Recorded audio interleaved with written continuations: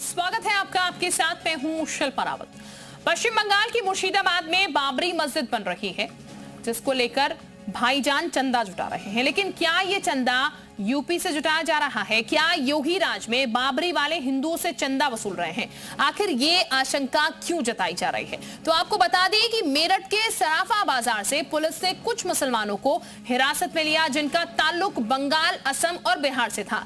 हैरानी की बात तो यह है कि भाईजान की ये टोली सराफा बाजार के हिंदुओं से चंदा वसूल रही थी, वो भी जकात के नाम पर। इसी बात पर बवाल बच गया।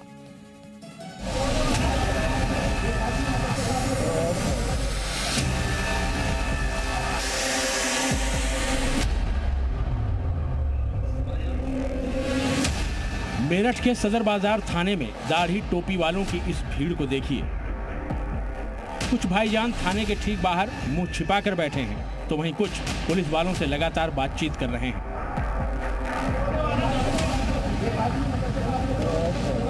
मामले क्या करना पड़ेगा ना। गौर करने वाली बात यह है कि मेरठ के सदर बाजार थाने में जितने भी मियां भाई नजर आ रहे हैं, इनमें से किसी एक का भी ताल्लुक मेरठ या उसके आसपास के इलाकों से नहीं है।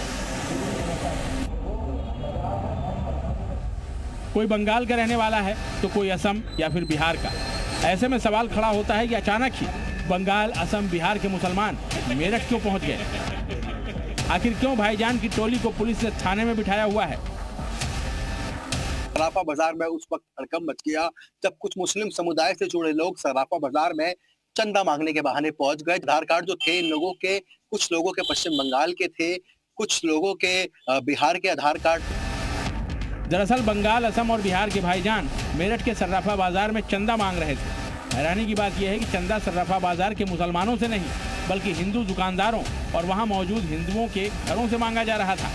बस इसी बात को लेकर स्थानीय लोगों और चंदा मांगने वाले भाईजान के बीच बहस हो गई और मामला थाने की चौखट तक जा पहुंचा।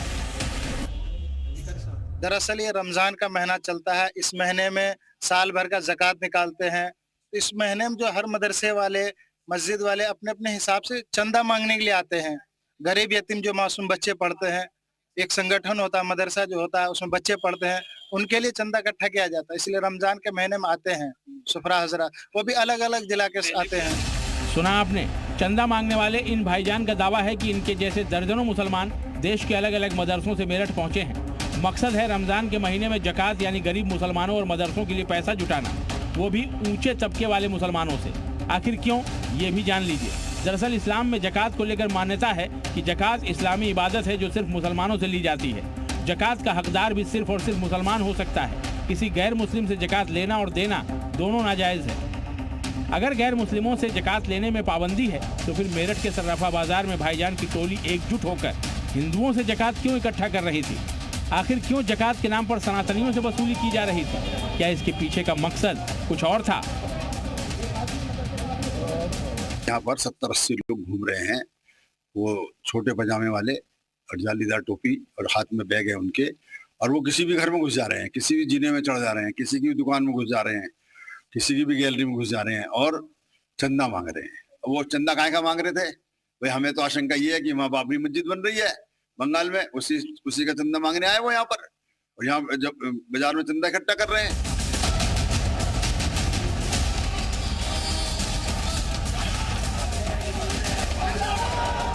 तो क्या योगी राज में बाबरी मस्जिद के लिए चंदा जुटाया जा रहा था?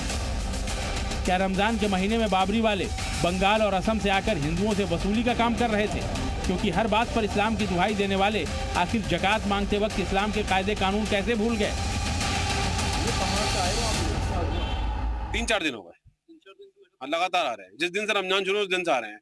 हमें तो ऐसा लगता है कि साजिश के तहत आ रहे हैं। ये सब लोग पश्चिम बंगाल, बिहार और असम के हैं। कुछ नहीं पता, इनके बंगालियों में रसीदें हैं, हमें नहीं पता कि किस नाम से मांग रहे हैं। कोई तो कहता है मस्जिद के नाम पे है, कोई कहता है कि मदरसे के नाम पे है, कोई कहता है कि जकात लेने। स्थानीय लोगों का आरोप है कि बंगाल, असम और बिहार से आए मुसलमानों के पास चंदे की जो पर्ची थी वो बंगाली भाषा में लिखी थी। और वैसे भी हुमायूं कबीर पश्चिम बंगाल के मुर्शिदाबाद में नई बाबरी मस्जिद का निर्माण शुरू कर चुके हैं।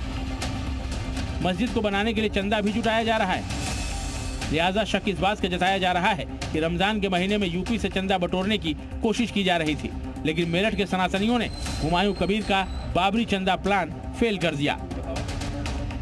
कयामत का दिन तो कभी आना ही नहीं है और इसलिए बाबरी ढांचे का पुनर्निर्माण कभी होना ही नहीं। ब्यूरो रिपोर्ट, जी मीडिया।